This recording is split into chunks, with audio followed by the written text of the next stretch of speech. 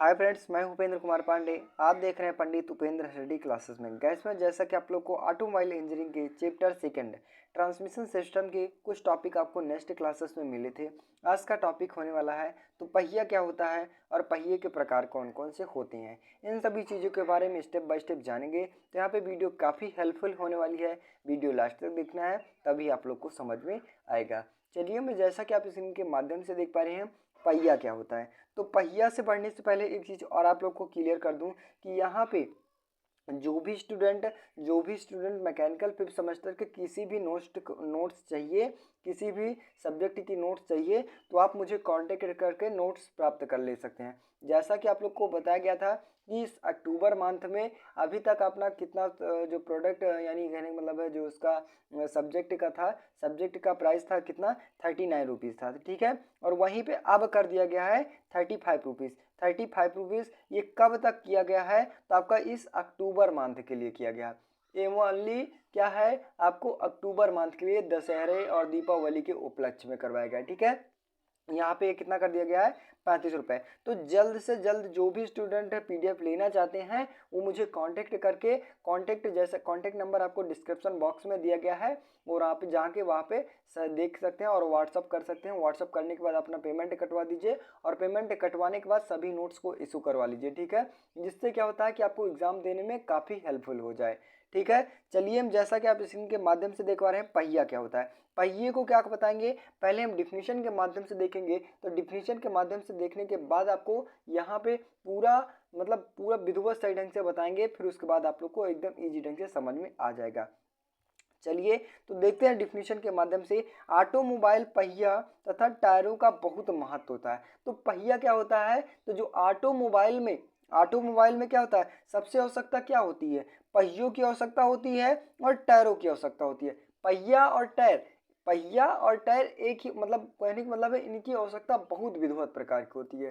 कहने का मतलब है कि आप ऑटोमोबाइल को इंजन के बिना ऑटोमोबाइल को तो चला सकते हैं, पर क्या आपको ऑटोमोबाइल को यहाँ पे पहियों और टायरों के माध्यम से चला सकते हैं, मतलब नहीं रहेगा तो क्या आप ऑटोमोबाइल को चला सकते हैं? नहीं चला सकते। तो इससे मोस्ट इम्पॉर्टेंट है, ऑटोमोबाइल अगर आप यूज़ कर रहे हैं या फिर बना रहे हैं या फिर उसका यूजेस किसी प्रकार से कर रहे हैं, तो ऑटोमोबाइल में कहने का मतलब है पहिया और टायर का विशेष महत्व होता है, ठीक है।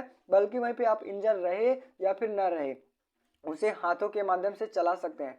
बट आप अगर वहीं पे इंजन फिट कर दिया जाए और ऑटोमोबाइल में पहिया और टायर ना यूज़ किया जाए, तो क्या ऑटोमोबाइल को चलाना संभव है या फिर नहीं? तो वही इम्पोर्टेंट है। आगे बात करें तो इंजन के बिना कार को खींचा तो जा सकता है, परंतु पहियों के बिना वैसा करना संभव नहीं है। आगे बात करें, टायरों सहित पहियों का काम गाड़ी का भार उठाना। तो टायर का उपयोग क्यों किया जाता है? तो टायरों का भार कहने का मतलब जो पहियों का कम गाड़ी का भार उठाना, जो गाड़ी का भार होता है उसको सहने के लिए। आगे बात करें तो झटकों एवं तथा पिंड को पहुंचाने का कम करने के लिए, ठीक है। आगे बात करें, स्टीयरिंग नियंत्रण में सहायता प्रदान करने के लिए इन निम्नलिखित प्रकार से टायरों का प्रयोग किया जाता है। तो टायर क्यों लगाया जाता है? तो क्या होता है कि ऑटोमोबाइल को आगे पीछे करने के लिए या फिर चलने के लिए किया जा सकता है, या फिर जिसमें पार्ट होते हैं उसमें सहारने के लिए किया जा सकता है। चेसिस तो मतलब सहारता कौन है? चेसिस सहारता है, पर उसे आगे पीछे मूव कराने के लिए या फिर कहने का मतलब किसी यात्रा सफर करने के लिए टायर का यूज़ किया जाता है, ठीक है। और बात करें वहीं पे, तो यहाँ पे टायरों का यूज़ इसलिए भी किया जाता है कि यहाँ पे क्या होता है, टायरों का यूज़ इसलिए किया जाता है कि जो झटका लगता है, ठीक है, ऊपर नीचे स्टीयरिंग के माध्यम से कुछ ना कुछ, यहाँ पे जो सस्पेंशन लगाया जाता है उनके माध्यम से कुछ ना कुछ तो कंट्रोल किया जाता है, पर आधा भाग किस में कंट्रोल हो जाता है? तो आपका पहियों में कंट्रोल हो जाता है, ठीक है। आगे बात करें तो पहियों के मुख्य आवश्यक गुण, मतलब जो आवश्यक गुण होते हैं वो निम्नलिखित होने चाहिए। बात करें वो कौन कौन से होते हैं, तो फर्स्ट देखेंगे तो फर्स्ट कहता है उपरोक्त काम करने वाले पर्याप्त शक्तिशाली होना चाहिए। मतलब जो पहिया यूज़ किए जा रहे हैं ऑटोमोबाइल में वो बहुत ज़्यादा अत्यधिक मतलब कहने मजबूत होना चाहिए, ठीक है।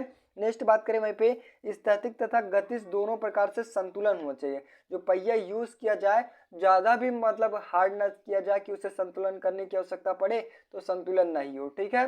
नेक्स्ट बात करें पे, तथा यथासंभव अधिक हल्का होना चाहिए जिससे अनुप्रसंग भार कम हो। मतलब पहिया इस प्रकार से भी ना हो कि आपका बना दिया जाए ऑटोमोबाइल क्या हो जाए कि इतना हल्का ही है और पहिया आपका कितना बना दिया 10 क्विंटल का बना दिया जाए, 10 क्विंटल या 5 क्विंटल का बना दिया जाए, तो उससे क्या होगा वायुविद्या पे क्या होगा, पहिया खराब हो गया तो ले आने जाने में उसकी सुविधा हो सकती है ना। ठीक है, तो इस प्रकार से नहीं बनाना चाहिए कि ऑटोमोबाइल में जो पहिया यूज किए हैं एक उसकी लिमिट होती है, एक उसका अनुपात होता है। ठीक है, उनके अकॉर्डिंग पहिया आपका बना होना चाहिए। नेक्स्ट बात करें तो पहियों को आसानी से लगाया और उतारा जा सके। मतलब पहिया क्या हो, इतना भी हार्डनेस ना हो, इतना भी कठोर भी ना हो कि वहां पे क्या है कि अगर उसे उतारना हो गया फिर चढ़ाना हो गया तो उसमें जब सुविधाएं असुविधाएं उत्पन्न हो। ठीक है, उसकी एक लिमिट होती है, उनके अनुसार पहिए का निर्माण किया जाए। आगे बात करें, इसका मटेरियल समय के साथ खराब नहीं होना चाहिए। जो क्या होता है कि बाय द वे टाइम पे क्या होता है, मतलब सर्दी में कुछ अलग हो जाता है और या फिर गर्मी में कुछ अलग हो जाता है, तो इससे कोई फर्क नहीं होना चाहिए। जो मटेरियल्स टायर टायर में यूज हो रहे हैं इससे कोई भी रिलेटेड फर्क नहीं होना चाहिए। उसी प्रकार गर्मी में भी उस टायर पहिए का यूज किया जाए, चले उसका कार्य हो, और वही वहीं पे उसका कार्य सर्दियों में उसी प्रकार से बना रहे। क्या होता है कि कई कई टायर में इस प्रकार से होते हैं, गर्मियों में क्या होता है उसका टायर क्या होता है पिघलने लगता है। ठीक है, बड़ी साइज में हो जाता है, और वहीं पे ठंडियों में क्या होता है उसका सिकुड़नापन आ जाता है। तो ऐसे गुण नहीं होने चाहिए टायरों में, यानी जो पहिए व्हील यूज किए जा रहे हैं ऐसे गुण नहीं होना चाहिए। नेक्स्ट बात करें तो वहीं पे पहिए के प्रकार कौन कौन से होते हैं, तो पहिए के प्रकार 3 प्रकार के होते हैं। कौन कौन से होते हैं, तो चकती पहिया, फिर तारों वाला पहिया और हल्की तथा मिश्र गणित पहिया। यहाँ पे 3 प्रकार के होते हैं। जिस प्रकार से सबसे पहले ऑटोमोबाइल का यूज किया गया तो वहां पे कौन सी पहिए को यूज किया गया था, तो चकती पहियों का। फिर उसमें कुछ ना कुछ सुधार आया, फिर उसके बाद तारों वाला पहिया यूज किया गया। फिर उसके बाद आज नई टेक्नोलॉजी आ गई, मतलब नई नई टेक्नोलॉजी आ गई, तो यहाँ पे मिश्र धातु तथा गणित पहियों का प्रयोग किया गया। यहाँ पे फिगर के माध्यम से दिखा दें तो फिगर जैसा कि आप स्क्रीन के माध्यम से देख पा रहे हैं, फर्स्ट ये आपका किसके अंतर्गत आता है, तो चकतियों पहियों के, रिम के पहिया, फिर उसके बाद मिश्र तथा गणित कोर पहियों के अंतर्गत आता है। पहले कौन सा पहियों को यूज किया जाता था, तो आपका इसी पहिए को यूज किया जाता था जो पहले ऑटोमोबाइल में क्या होता है, रिक्शा वगैरह देखेंगे तो यहाँ पे जो यहाँ पे बैलगाड़ी वगैरह बनाई नहीं जाती थी, तो इसी प्रकार से पहिए का यूज किया जाता था कि नहीं किया जाता था।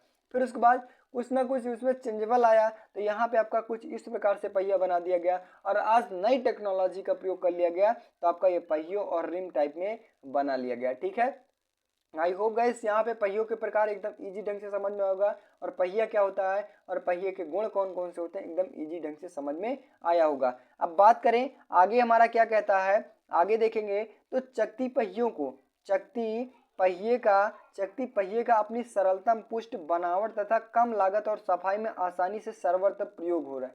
मतलब कहने का मतलब है कि जो भी उसमें टेक्नोलॉजी, मतलब जो भी उसमें प्रोसेस हो रहे हैं कि पहियों का क्या होगा साफ करने में, मतलब सफाई करने में किसी प्रकार की असुविधा न उत्पन्न हो, इस प्रकार से उसका बनावट किया जाए पहियों का।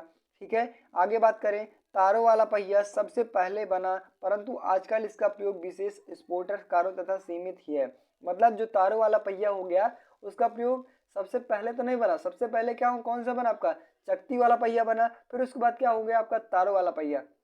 अब जो तारों वाला पहिया हो गया उसका यूजेस बहुत कम हो गया, बट वहां पे जो स्पोर्ट्स कार हो गई इनका यूज क्या होता है चकती पहिया ज़्यादा मजबूत होता है। फिर उसके बाद क्या होता है तारों वाला पहिया, फिर उसके बाद नई नई टेक्नोलॉजी, अब जो टायर यूज किए जा रहे हैं बहुत कम ही मजबूत होते हैं उसमें। ठीक है, जो मजबूतियां होती हैं बहुत कम ही होती हैं। आगे बात करें तो आगे क्या कहता है, यहाँ पे इसमें उष्मा विक्षेप अधिक होता है और इस पर ट्यूब रहित टायर नहीं लगा सकते हैं, और हल्की तथा मिश्र धातु ढलित तथा गणित कोर पहिए में सबसे नए प्रकार का जिसका प्रयोग सामान्य स्पोर्टर्स कारों में निरंतर बढ़ रहे हैं। ठीक है, तो वही बताया गया।